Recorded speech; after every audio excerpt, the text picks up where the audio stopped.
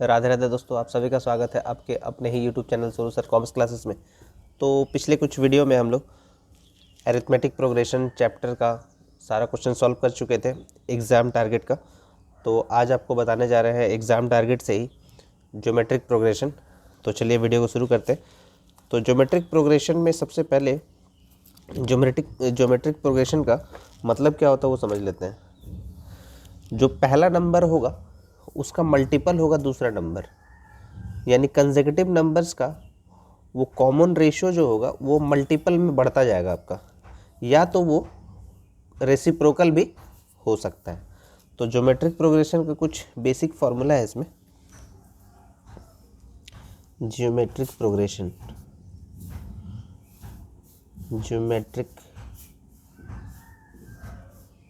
Progression यानी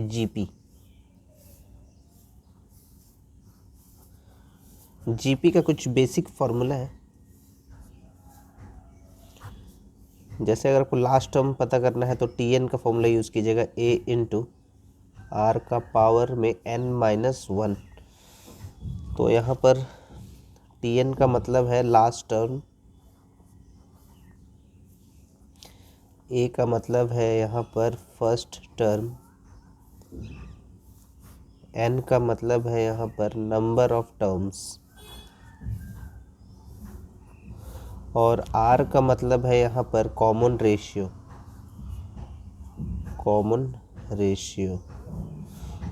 ratio निकालने का तरीका है second term divided by first term, या तो third term divided by second term. ये टी एन का formula. Sum of N term पूछेगा तो यानी एस एन का जो फॉर्मूला होगा वो होगा ए इंटू आर का पावर में एन अलग से फिर -1 डिवाइडेड बाई आर -1। ये तब फॉर्मूला अप्लाई होगा जब आर एक से अधिक होगा, R is greater than 1। S N का और एक फॉर्मूला आप लिखेंगे, ए इंटू 1 माइनस आर का पावर में एन और 1 माइनस आर। ये तब अप्लाई होगा जब आर एक से कम होगा।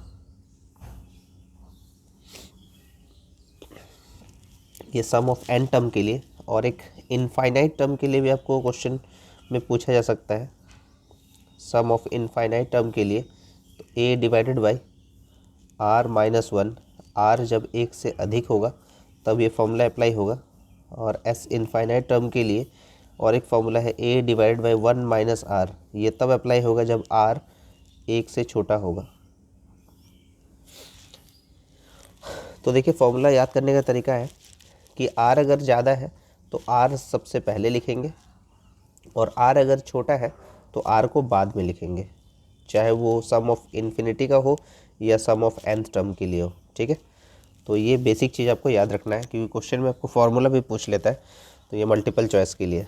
तो ठीक है, तो चलिए क्वेश्चन हम लोग सॉल्व करते हैं एक एक करके।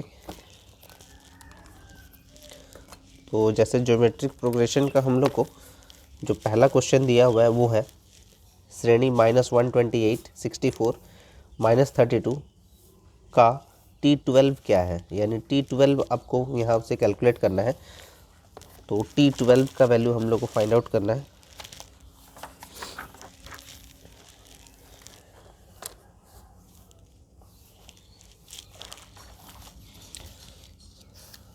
Multiple choice MCQ questions. Question number 1 में आपको जैसा लिखा हुआ है कि -128, 64, -32, और ये आपको T12 कैलकुलेट करने के लिए बोला गया है। तो T12 यानी 12वां पद क्या होगा, तो यानी ए का जो वैल्यू है वो है -128 है ए का वैल्यू। और ज्योमेट्रिक प्रोग्रेशन का सवाल है तो आपको आर निकालना होगा। एपी में हम लोग डिफरेंस यानी कॉमन डिफरेंस निकालते थे, इसमें कॉमन रेशियो निकालेंगे। तो आर का जो वैल्यू होगा वो second term divided by first term होता है। तो सेकेंड टर्म यहाँ पर है 64 और फर्स्ट टर्म है 128 लेकिन माइनस में है। तो ये 64 को अगर 2 से मल्टीप्लाई कीजिएगा तो 128 होता है। तो इसलिए आपका आर का जो वैल्यू है वो -1/2 है। और T12 बोला है मतलब n आपको दिया हुआ है, n गिवन है तो n है 12। तो आपको पूछा गया कि T12 का वैल्यू क्या होगा। तो Tn का फॉर्मूला अप्लाई करेंगे। Tn इक्वल्स टू होता है A इंटू आर का पावर में n-1 होता है। तो A का जो वैल्यू है वो है -128, इंटू का साइन लगा दिए, पॉइंट भी दे सकते हैं। R का जो वैल्यू है वो है -1/2 का पावर में लिखा हुआ है n-1 मतलब 12 - 1। तो यहाँ लिखेंगे -128 इंटू -1/2 का 12 में से 1 माइनस करेंगे तो 11 होता है। तो -128 इंटू, देखिए माइनस यहाँ पर कैरी करेगा क्योंकि जो पावर है इसका ऑड नंबर में दिया हुआ है। तो 1 को अगर 11 टाइम्स मल्टीप्लाई कीजिएगा तो -1 ही होगा वो, और 2 को अगर 11 टाइम्स अगर मल्टीप्लाई करते हैं तो 2 2 जा 4, 4 2 जा 8, 8 2 जा 16, 16 2 जा 32, 64, 128, 256, 512, 9 टाइम्स अगर मल्टीप्लाई किए तो आया 512।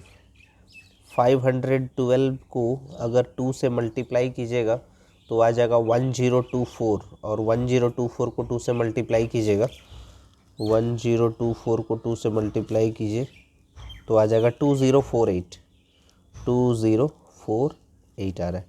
ठीक है, तो यहाँ से ये माइनस कैंसिल कर दीजिए। अब देखते हैं ये कितने बार में कटेगा। 128 है, 4,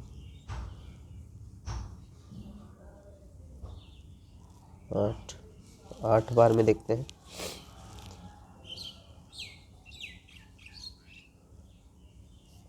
8 बार में ये कटेगा, 8 दूनी 16,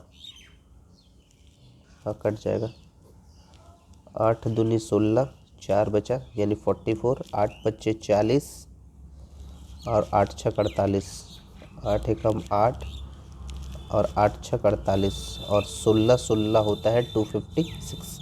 तो आपका आंसर हो गया 1/16। ठीक है, तो इसीलिए आपका ऑप्शन जो है यहाँ पर बी ऑप्शन, देखिए यहाँ पर एक 16 दिया हुआ है, एक 1/16 दिया है, एक -1/16 दिया, और इनमें से कोई नहीं। तो आपका जो आंसर है वो 1/16 आ रहा है। तो ऑप्शन बी करेक्ट होगा यहाँ पर।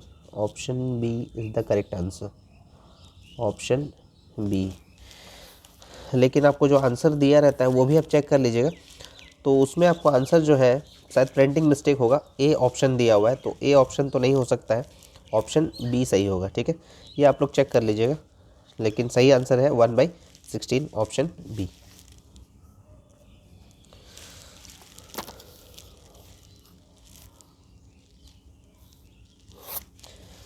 नेक्स्ट क्वेश्चन देखते हैं हम लोग, क्वेश्चन नंबर 2।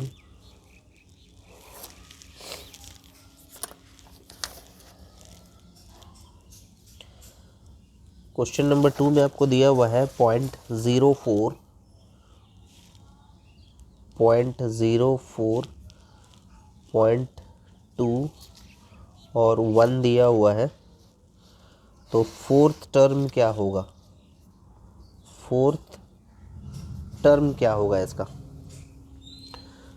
तो T4 निकालना है, जैसे T12 दिया था तो यानी T4 निकालना है। तो A का वैल्यू आपको दिया हुआ है 0.04, और कॉमन रेशियो अगर आप निकालेंगे तो second term divided by first term होता है। तो सेकेंड टर्म में 0.2 डिवाइडेड बाय 0.04, तो पॉइंट यहाँ पर 2 है, यहाँ पर 0.04 है, तो यहाँ एक ज़ीरो ले लीजिए ताकि ये दोनों बराबर हो जाए। तो 4 5 जो 20 होता है, यानी कॉमन रेशियो जो है आपका वो है 5, और n आपको दिया हुआ है 4, यानी आपको निकालना है T4 निकालना है। फोर्थ टर्म क्या होगा, तो Tn का फॉर्मूला अप्लाई कीजिए, a इंटू आर का पावर n-1। ठीक है, T4 का डायरेक्टली भी आप लिख सकते थे a इंटू आर का पावर 3, क्योंकि वही आने वाला है यहाँ पर। तो यहाँ पर आपको Tn निकालना है, तो a का वैल्यू है 0.04 इंटू आर का वैल्यू है 5, 5 का पावर में है n-1 मतलब 4 - 1। तो इसीलिए अब T4 को डायरेक्टली अगर आप लिखना चाहेंगे तो क्या लिखेंगे, AR³ लिखेंगे, क्योंकि 4 में से 1 घटाएंगे तो 3 आने वाला है। तो 0.04 इंटू 5 का पावर क्या हो जाएगा, 3 हो जाएगा। तो 0.04 इंटू 5 को 3 बार गुना कीजिए तो 125 आता है, और 125 को अगर 4 से गुना करेंगे, 4 पच्चे 20, 500 हो रहा है, और पॉइंट जो है वो 2 डिजिट के बाद है, 2 डिजिट के बाद यानी पॉइंट यहाँ होगा, यानी आपका आंसर हो जाएगा 5। ठीक है, तो देखिए आपको ऑप्शन में दिया गया है, ऑप्शन ए मैच कर रहा है, तो इसलिए ऑप्शन ए सही हो जाएगा। Option A is the correct answer. Question number 3 में आपको दिया हुआ है श्रेणी -2 6 -18 डैश डैश दिया हुआ है से 7 पदों तक का योग क्या होगा। Sum of the series -2 6 -18 up to 7 term is. तो आपको एसएन का क्वेश्चन यहाँ पर दिया गया है। तो जैसा आपको अब एसएन का फॉर्मूला यहाँ पर बताए थे, तो एसएन डिपेंड करता है आर का वैल्यू पे। तो आर का जो वैल्यू आएगा, कॉमन रेशियो जाएगा 6 डिवाइडेड बाई -2 यानी -3 आ जाएगा। तो -3 जो है वो 1 से कम है, तो इसीलिए आपको ये वाला सेकंड वाला फॉर्मूला यूज़ करना होगा एसएन के लिए जो दिया गया है। ठीक है, तो चलिए सबसे पहले लिख लेते हैं यहाँ पर क्वेश्चन नंबर 3। क्वेश्चन नंबर 3 में दिया हुआ है -2 है, 6 है, -18 है, और आपको दिया गया है सम अप टू 7 टर्म के लिए, सम अप टू 7 टर्म्स। तो यानी ए का जो वैल्यू है वो है -2, common ratio second term divided by first term. तो सेकेंड टर्म का जो वैल्यू है वो है 6 डिवाइडेड बाय -2, तो इसीलिए आपका आर का वैल्यू आ रहा है -3, और एन आपको दिया हुआ है वो है 7। तो एस एन का जो फॉर्मूला आप लिखेंगे ए इंटू 1 माइनस आर का पावर में N divided by 1 minus R लिखेंगे। तो ए का जो वैल्यू है वो है -2, 1 माइनस आर का जो वैल्यू है वो है -3, -3 का पावर में है 7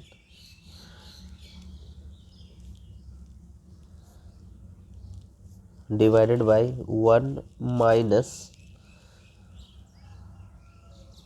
आर। तो आर का जो वैल्यू है वो भी माइनस में ही है, तो -3 है। नेक्स्ट स्टेप में लिखते हैं -2 1 -3 को 7 टाइम्स अगर मल्टीप्लाई करते हैं तो 3 3 जा 9, 3 तिया 9, 9 तिया 27, 27 तिया 81, 81, और इधर बच गया 3 तिया 9 तिया 27। तो 81 और 27 को मल्टीप्लाई कर दीजिए, 2 एकम 2, 8 दूनी 16, 6 11, 2187 आ रहा है, लेकिन माइनस में आ रहा है क्योंकि इसका जो पावर है वो ऑड नंबर पे है, तो माइनस माइनस हम लोग प्लस कर देते हैं डायरेक्टली। तो ये आ गया 2187, और divided by minus minus plus हो जाएगा, तो 3 और 1 हो जाएगा 4। ठीक है, तो ये 2 2 जा 4 कैंसिल हो जाएगा, लेकिन माइनस है यहाँ पर, तो 2187 और 1 को ऐड कर दीजिएगा तो 2188 डिवाइडेड बाई 2 माइनस है यहाँ पर, तो 2 10 में कटेगा, 2 नंबर 18 और 2 चौके 8, यानी 1094 आपका आंसर आ रहा है।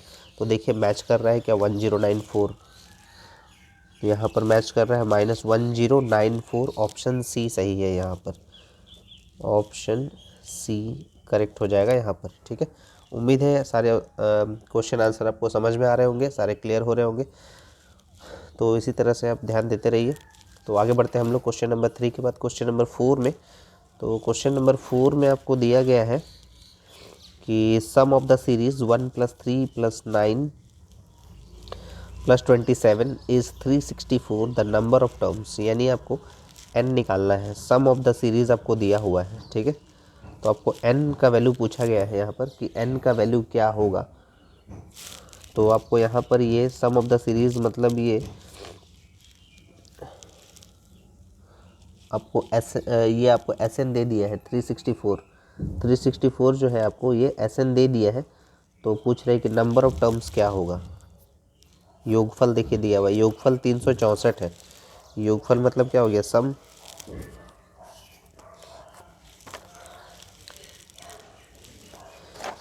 Question number question number 4,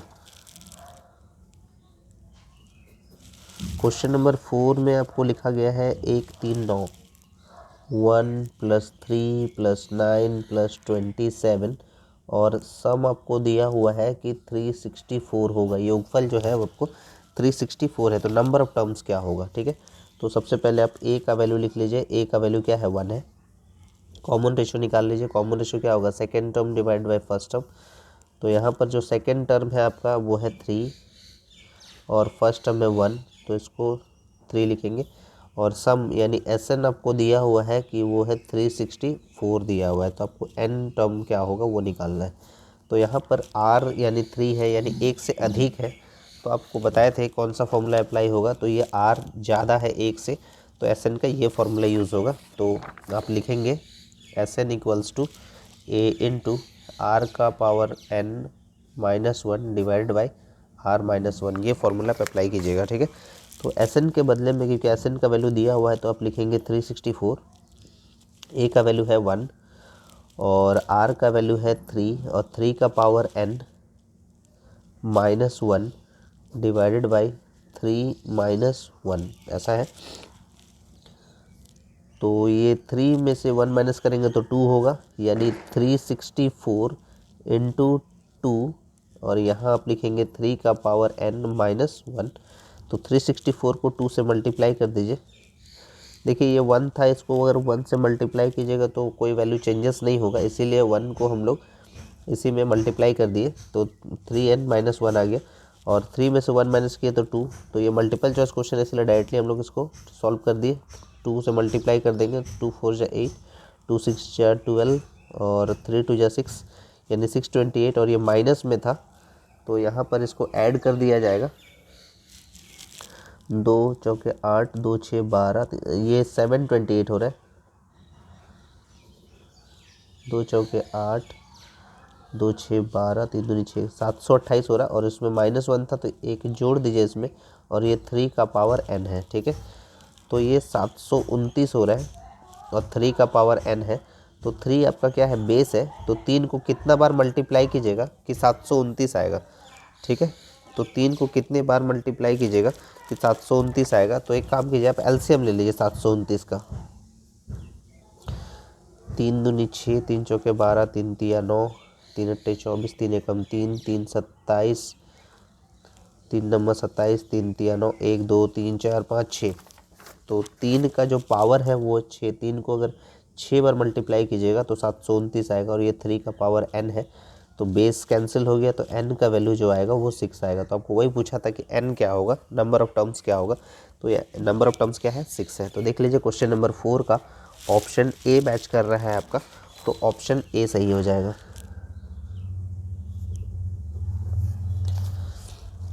question number 4 के बाद क्वेश्चन नंबर 5 है।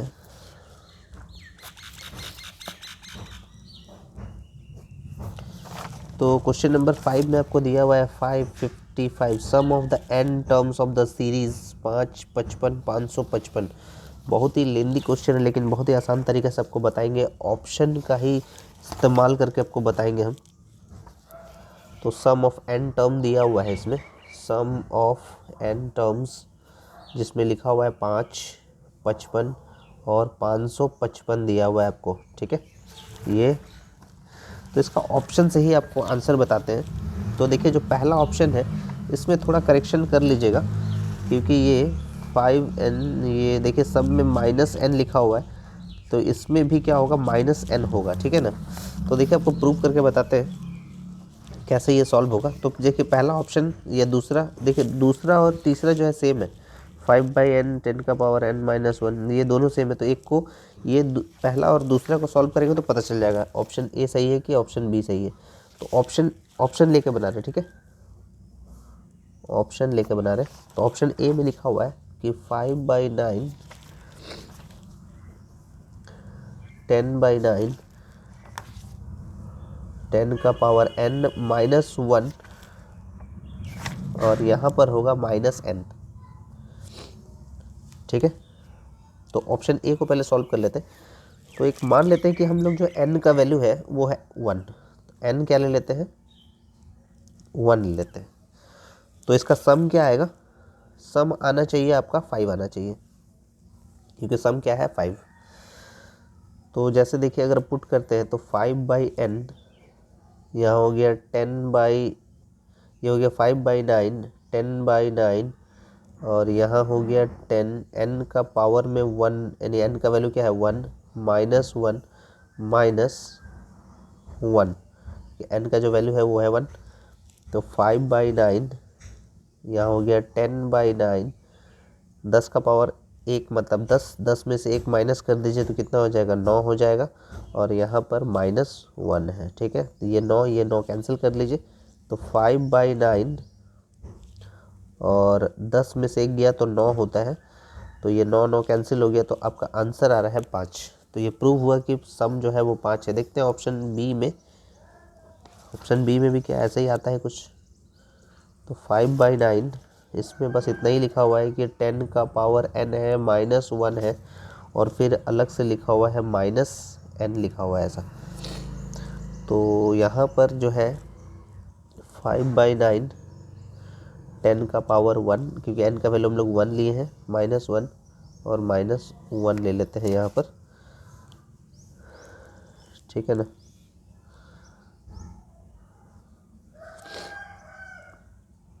अच्छा ठीक है, कोई दिक्कत नहीं है इसमें।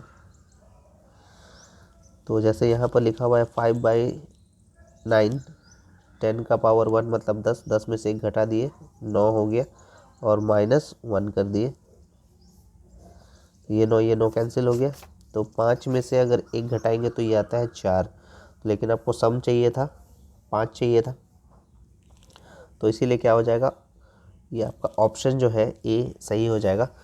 लेकिन अब बोलेंगे कि n का वैल्यू अगर 1 रखते हैं तो ऐसा आया, n का वैल्यू अगर 2 रखेंगे तो आपका 55 और 5 जोड़कर 60 आ जाएगा। ठीक है, n का वैल्यू 2 रखेंगे तो यानी जो आपको आसान लगेगा वो बनाइए। 1 अगर लेंगे तो ज़्यादा इजीली बन जाएगा, 2 लेंगे तो आपका 55 और 5 कितना है 60, यानी n का वैल्यू अगर आप यहाँ पर 2 पुट करेंगे तो आपका 60 आ जाएगा।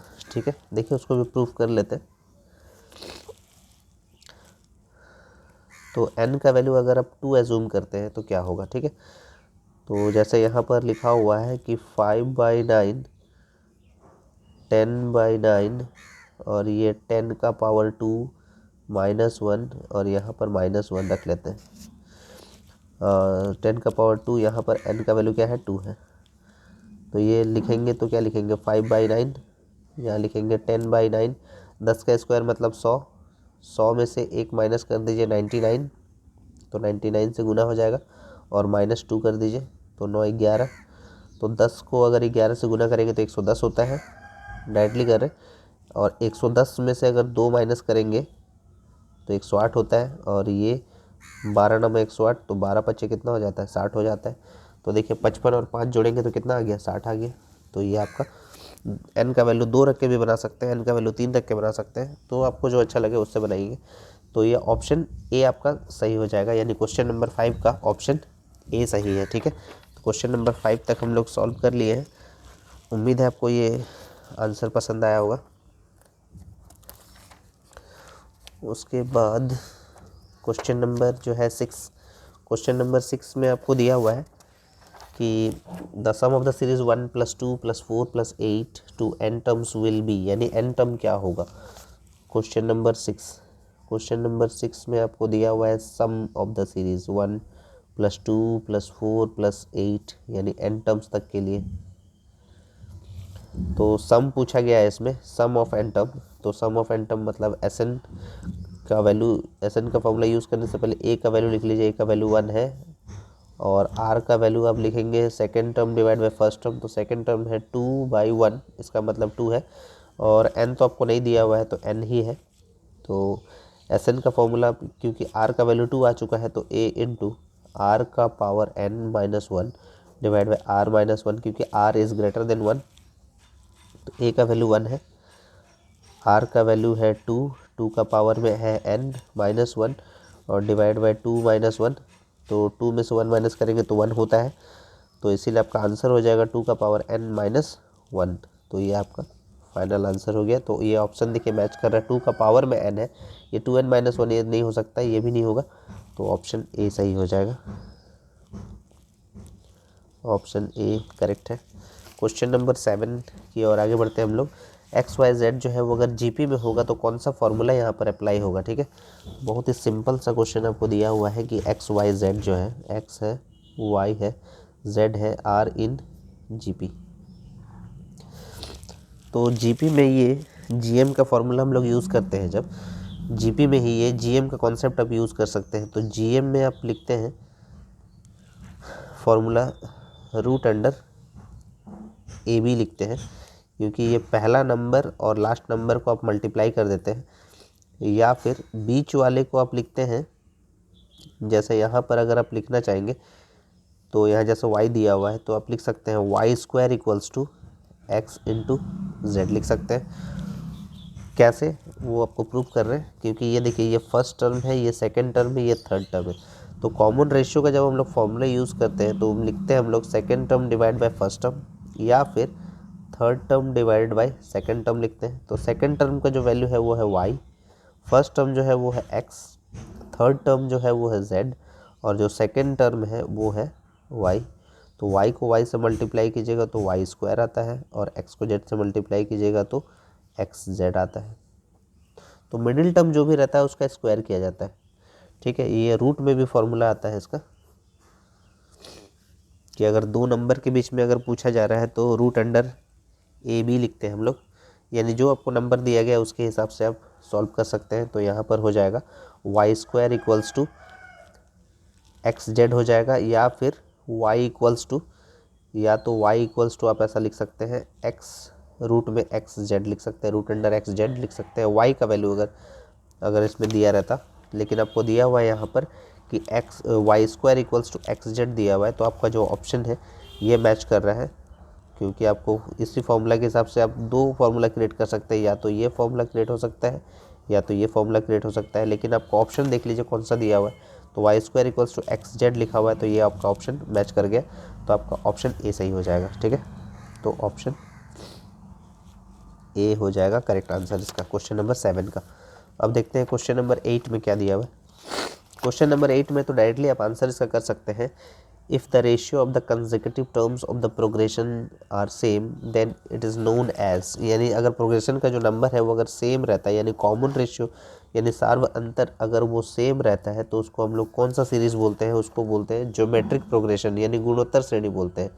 तो ये इसका ऑप्शन ए सही हो जाएगा आपका, ठीक है। क्वेश्चन नंबर 8 का ऑप्शन ए सही हो जाएगा। कैसे, देखिए 2 अगर है और यहाँ पर अगर आप 4 लिए हैं, फिर यहाँ क्या लिखेंगे 8 लिखेंगे, फिर क्या लिखेंगे 16 लिखेंगे, यानी इसका कॉमन रेशियो क्या होगा, सेम होता जाएगा, क्योंकि यानी 4 डिवाइड बाई 2 कीजिएगा तो 2 आएगा, 8 डिवाइड बाई 4 कीजिएगा तो 2 आएगा, 16 डिवाइड बाई 8 कीजिएगा तो 2 आएगा। तो इसलिए कॉमन रेशियो क्या है इसका, सेम है, तो इसे गुणोत्तर श्रेणी हो जाएगा, यानी ज्योमेट्रिक प्रोग्रेशन हो जाएगा, ठीक है। तो ये हो जाएगा जीपी, यानी ऑप्शन ए हो जाएगा जीपी। क्वेश्चन नंबर 9 देख लेते हैं। क्वेश्चन नंबर 9 भी आपको वैसे ही दिया हुआ है कि if A B C D are in GP then the common ratio will be, तो कॉमन रेशियो ही डायरेक्टली आपको पूछ लिया है। तो क्वेश्चन नंबर 9 जो है आपको ए बी सी डी दिया हुआ है और बोल रहे हैं कि कॉमन रेशियो क्या होगा। कॉमन रेशियो यानी आर लिखते हैं आप, तो कॉमन रेशियो में आप क्या लिखते हैं, second term divide by first term, या तो third term divide by second term, या तो फिर fourth term divide by third term, क्योंकि यहाँ पर आपको 4 वैल्यू दिया हुआ है ए बी सी डी। तो यानी जो सेकेंड टर्म है आपका वो है बी, और जो फर्स्ट टर्म है वो है ए, जो थर्ड टर्म है वो है सी, और जो सेकेंड टर्म है वो है बी, और जो फोर्थ टर्म है वो है डी, और जो थर्ड टर्म है वो है सी। तो आपको कॉमन रेशियो बस चेक करना है B by A, C by B या डी बाई सी। तो ये आपका ऑप्शन मैच कर रहा है, ऑप्शन सी सही हो जाएगा इसका, option C is the correct answer. Question number 10 भी आपको फॉर्मूला वाला ही क्वेश्चन पूछा गया है आपको। तो क्वेश्चन नंबर 10 में आपको दिया गया है कि if the value of R is less than 1 that is R less than 1, जिसको हम लोग लिख सकते हैं R less than 1 then S N will be equal to, यानी एस एन तो आपको पहले ही हम फॉर्मूला में बता चुके थे कि ये कॉन्सेप्ट का यूज़ फॉर्मूला में कर सकता है वो लोग। तो जैसे यहाँ पर r इज़ लेस देन 1 है तो आपको कौन सा फॉर्मूला यूज़ हो जाएगा, a इंटू 1 माइनस आर का power n divide by 1 minus R. तो ये आपका कौन सा फॉर्मूला में मैच कर रहा है, तो ये आपका फॉर्मूला में मैच कर रहा है पहला, देखिए a 1 माइनस आर का पावर n 1 माइनस आर। तो इसलिए क्वेश्चन नंबर 10 का ऑप्शन ए सही हो जाएगा। ठीक है, क्वेश्चन नंबर 10 का ऑप्शन ए सही हो जाएगा, क्योंकि लेस देन 1 बोला है तो एस एन का जो फॉर्मूला होता है लेस देन 1 का a इंटू 1 माइनस आर का पावर में n और 1 माइनस आर होता है। ठीक है, तो ये r जो है वो लेस देन 1 है क्वेश्चन नंबर 10 का। तो उम्मीद है क्वेश्चन नंबर 10 तक आपको समझ में आया होगा, क्योंकि यहाँ पर टोटल 20 क्वेश्चंस है और क्वेश्चन नंबर 11 से नेक्स्ट क्लास में आपको, नेक्स्ट वीडियो में आपको एक्सप्लेन करेंगे। और अगर आपको वीडियो पसंद आ रहा है तो ज़्यादा से ज़्यादा शेयर करें, लाइक करें। और एग्ज़ाम आप लोग का नज़दीक है, आप लोग प्रैक्टिस करते जाइए। और एग्ज़ाम टारगेट का भी हम लोग क्वेश्चन अरिथमेटिक प्रोग्रेशन सॉल्व कर चुके हैं, उसको भी प्रैक्टिस करिए। अभी ज्योमेट्रिक प्रोग्रेशन सॉल्व कर रहे हैं और एग्ज़ाम स्कोरर का भी हम लोग अरिथमेटिक प्रोग्रेशन सॉल्व कर चुके हैं। ये ज्योमेट्रिक प्रोग्रेशन जैसे ही एग्ज़ाम टारगेट का फिनिश होगा वैसे एग्ज़ाम स्कोरर का हम लोग ज्योमेट्रिक प्रोग्रेशन सॉल्व करेंगे, क्योंकि टारगेट हम लोग का है कि दोनों बुक का सारे क्वेश्चन हम लोग सॉल्व कर ले, ताकि बीएमटी से रिलेटेड कोई भी प्रॉब्लम ना आए। उसके बाद अकाउंटेंसी हम लोग शुरू करेंगे और इसी तरह से हम लोग प्रैक्टिस करते जाइए। तब तक के लिए राधे राधे दोस्तों।